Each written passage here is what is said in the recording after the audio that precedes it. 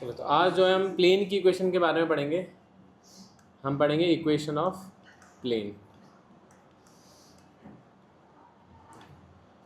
Equation of plane पढ़ने से पहले मेरे को ये बताओ कि लाइन की इक्वेशन हम कैसे लिखते हैं। इक्वेशन ऑफ लाइन कैसे लिखते हैं? इक्वेशन ऑफ लाइन हमने दो तरीके से देखी थी। पहला तरीका था वेक्टर फॉर्म, और दूसरा तरीका क्या था? Cartesian form. अब इसमें देखो क्या होता है ना कि वेक्टर फॉर्म देखो कैसी थी। R vector equals to A vector plus lambda times of B vector, जहाँ पर ये जो ए होता है ना इसको बोलते हैं पोजीशन वेक्टर, और ये जो बी होता है ना मेरा, ये होता है डायरेक्शन वेक्टर। और आप ऐसा बोल सकते हो कि ये लाइन की डायरेक्शन को रिप्रेजेंट करता है। कार्टेशियन फॉर्म देखो क्या होती है, नीचे लिख देते हैं। कार्टेशियन फॉर्म में इस तरीके से लिखा जाता है, जो वेरिएबल पॉइंट होता है वो एक्स होता है, और जो फिक्स पॉइंट होता है ना, ये जो ए के जो कोऑर्डिनेट्स वो लिखने जा रहा हूँ मैं। मान लो कोऑर्डिनेट्स x1 y1 z1 है, तो ये पॉइंट आ गया x1, और अपॉन में ये जो b वेक्टर के कोऑर्डिनेट हैं वो मैंने ए बी सी मान लिए हैं। मान लो पी क्यू आर मान लिए, मैं इधर साइड में लिख देता हूँ कि जैसे जो b वेक्टर है ना डायरेक्शन वेक्टर, मैंने p क्यू आर लिख दिया, और ये जो a वेक्टर है इसको मैंने लिख दिया मान लो x1 y1 z1। तो ये जो पॉइंट है ना x माइनस x1 ऐसे ऊपर आ जाता है, पॉइंट ऊपर आता है यहाँ पे माइनस करके, और नीचे इसके डायरेक्शन आती है p। इसी तरीके से पॉइंट दूसरा आ जाएगा y माइनस y1, और इसकी डायरेक्शन आ जाएगी q। इसी तरीके से z माइनस z1, और इसकी डायरेक्शन आ जाएगी r। ये इस तरीके से कार्टेशियन फॉर्म होती है। तो वेक्टर फॉर्म और डायरेक्ट कार्टेशियन फॉर्म आपको क्लियर है लाइन की। अब यहाँ पे देखो प्लेन में भी सेम इसी तरीके से होता है। इक्वेशन ऑफ प्लेन देखो कैसे लिखते हैं, मैं थोड़ा सा याद करने का आपको तरीका बताता हूँ, ठीक है। जैसे मान लो ये मेरे पास में प्लेन है, प्लेन जैसा दिख रहा है थोड़ा थोड़ा है। अब प्लेन की इक्वेशन लिखने के लिए आपको एक नॉर्मल वेक्टर चाहिए होता है। नॉर्मल मतलब होता है कि इस प्लेन के परपेंडिकुलर। तो एक तो आपको ये परपेंडिकुलर एक डायरेक्शन चाहिए होती है, ठीक है, एक डायरेक्शन वेक्टर चाहिए होता है, और एक पॉइंट चाहिए होता है इस प्लेन के ऊपर। जैसे मान लो मैंने प्लेन के ऊपर एक पॉइंट मान लिया ए वेक्टर, ठीक है। अगर ये डायरेक्शन और ये पॉइंट, अगर दो चीज़ आपके पास में है, तो आप प्लेन की इक्वेशन लिख सकते हो। देखो कैसे लिखेंगे। एक मैंने वेरिएबल पॉइंट मान लिया आर वेक्टर, मान सकता हूँ इस प्लेन के ऊपर मैंने एक वेरिएबल पॉइंट मान लिया, एक पॉइंट आपको गिवन होगा, और ये डायरेक्शन गिवन होगी, इसको मैंने एन वेक्टर मान लिया। ये जो डायरेक्शन वेक्टर है ना, मतलब ये जो प्लेन के परपेंडिकुलर है, इसको मैंने एन वेक्टर मान लिया। एक पॉइंट है जो कि पोजीशन वेक्टर होता है, उसको मैंने ए वेक्टर से डिनोट कर दिया, और एक वेरिएबल पॉइंट मान लिया आर वेक्टर।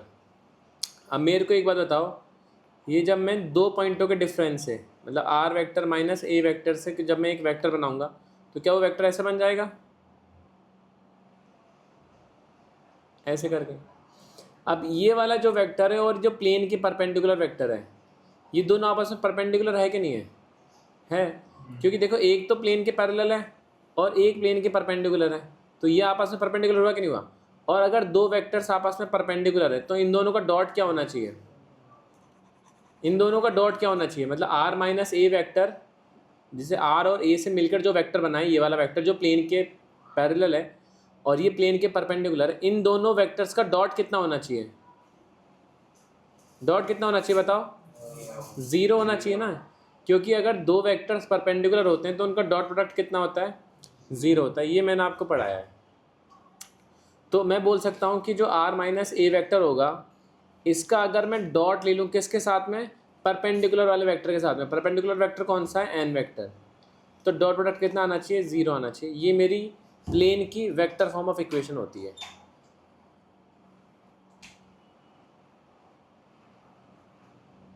इसको बोलते हैं equation of plane in vector form.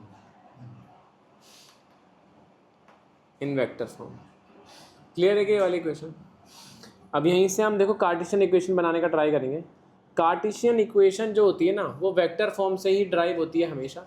हमने लाइन की भी करी थी, प्लेन की भी करके देखेंगे कैसे करना होता है। आर जो वेक्टर है वो एक वेरिएबल वेक्टर था, तो वेरिएबल पॉइंट था, तो इस पॉइंट को मैं लिख देता हूँ। वेरिएबल पॉइंट क्या होता है हमेशा X comma Y comma Z, और ये एक फिक्स्ड पॉइंट है जो आपको गिवन होता है।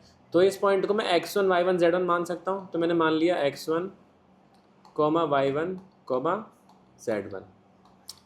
इन दोनों को डिफरेंस के बाद में मैंने डॉट ले लिया किसके साथ में, n वेक्टर के साथ में। मैं मान लेता हूँ कि मेरा जो n वेक्टर है मतलब कि जो परपेंडिकुलर वेक्टर उसके कोऑर्डिनेट में चलो ABC मान लेता हूँ। ABC मान सकते हैं, कुछ ही मान सकते हैं, ABC मान लो, PQR मान लो, कुछ मान लो। मैंने ABC मान लिया, ठीक है। ये n वेक्टर के कोऑर्डिनेट है और इन दोनों का डॉट क्या होना चाहिए, इक्वल टू 0 होना चाहिए, ठीक है। अब देखो इसको सॉल्व करेंगे तो सबसे पहले तो ये लेफ्ट वाला पार्ट सॉल्व करते हैं। हमें पता है कि ये वेक्टर में जब डिफरेंस लेते हैं तो कैसे लेते हैं, आई वाले को आई वाले से माइनस करना पड़ेगा, जे वाले को जे वाले से और के वाले को के वाले से। तो जब x माइनस x1 होगा तो ऐसा आ जाएगा x माइनस x1। देखो दूसरा क्या आ जाएगा y माइनस y1, और तीसरा क्या आ जाएगा z माइनस z1। ये मेरा r माइनस ए वेक्टर निकल के आ गया, ठीक है। इसका मुझे डॉट लेना है किसके साथ में, नॉर्मल वेक्टर के साथ में जो मैंने a comma b comma c माना था, और इक्वल टू क्या हो गया, ये 0 हो गया, ठीक है। अब डॉट कैसे लेते हैं बताओ, i वाले को i से मल्टीप्लाई करना पड़ेगा, j वाले को j से और k वाले को k से। तो जब मैं मल्टीप्लाई करूँगा तो ऐसा आ जाएगा a इंटू ए, बताओ किससे मल्टीप्लाई होगा, x माइनस x1 से मल्टीप्लाई होगा। इसी तरीके से प्लस b वाला किससे मल्टीप्लाई होगा, y माइनस y1 से, और c वाला किससे मल्टीप्लाई होगा, z माइनस z1 से, और ये कितना होना चाहिए, ये 0 होना चाहिए, ठीक है। जब हम इसको सॉल्व करेंगे तो यहाँ से ये आ जाएगा, देखो ax माइनस का ax1, ये आ जाएगा by माइनस का by1, और ये हो जाएगा cz माइनस का cz1, और ये कितना होना चाहिए, इक्वल टू 0 होना चाहिए। देखो अब जब यहाँ से मैंने सॉल्व किया तो ये मेरे पास में आ गया ax plus by plus cz, और ये तीनों को मैंने एक साथ लिख लिया, माइनस वाले टर्म्स को, माइनस को मैं ले लिया तीनों में से, और ये आ गया मेरे पास में ax1 plus by1 plus cz1, और ये इक्वल टू क्या आ गया, 0। इतना जो टर्म था ना ये वाला, इसको मैंने देखो साइड में लिख दिया कि माइनस का ax1 plus by1 plus cz1, इसको मैंने इक्वल टू d मान लिया। तो ये वैल्यू क्या हो जाएगी बताओ, ax plus by plus cz plus d equal to 0। ये मेरे प्लेन का कार्टेशियन इक्वेशन होता है।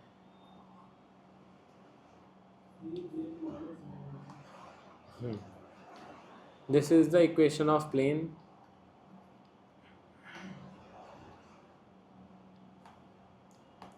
इन कार्टेशियन फॉर्म,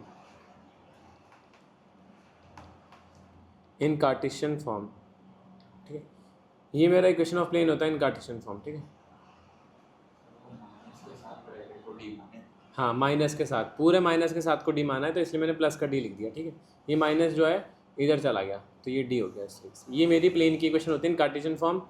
अब देखो इसमें याद करने वाली बात क्या है कि मतलब क्या काम आता है, एग्जाम में क्या पूछते हैं, वो जनरली ऐसी इक्वेशन दे देंगे आपसे और पूछेंगे कि नॉर्मल वेक्टर बताओ इसमें।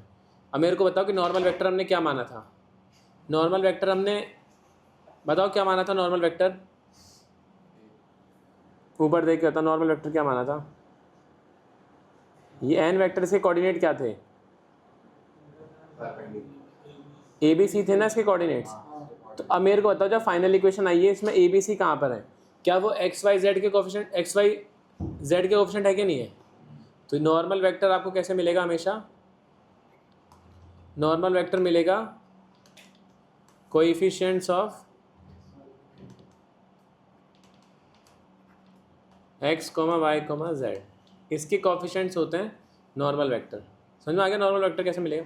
और ये जो डी होता है ना, देखो ये कैसे कैलकुलेट होता है, डी क्या होता है, एक तरीके से माइनस के साथ में डॉट प्रोडक्ट होता है, किस किस का, डॉट प्रोडक्ट ऑफ, किस किस का डॉट प्रोडक्ट होता है, नॉर्मल वेक्टर, नॉर्मल वेक्टर और नॉर्मल वेक्टर एंड और बताओ किसके बीच में आता है, नॉर्मल वेक्टर और पॉइंट के साथ, जो हमने पॉइंट माना था। देखो ये x1 y1 z1 पॉइंट है ना, और ABC नॉर्मल है, तो उनके बीच का डॉट प्रोडक्ट ही तो लिखा हुआ है ये। तो normal vector and position vector. Clear है क्या एकदम आपको? समझ में आ गया डी क्या होता है? D is basically minus of dot product of normal vector and position vector, और ये जो एक्स वाई जेड के कोफिशिएंट होते हैं वो क्या होता है, नॉर्मल वेक्टर होता है हमेशा। क्लियर है क्या एकदम? ये नोट डाउन कर लो अपनी कॉपी में, फिर उसके बाद हम क्वेश्चन करते हैं, बस यही सीखना था इसमें, ठीक है।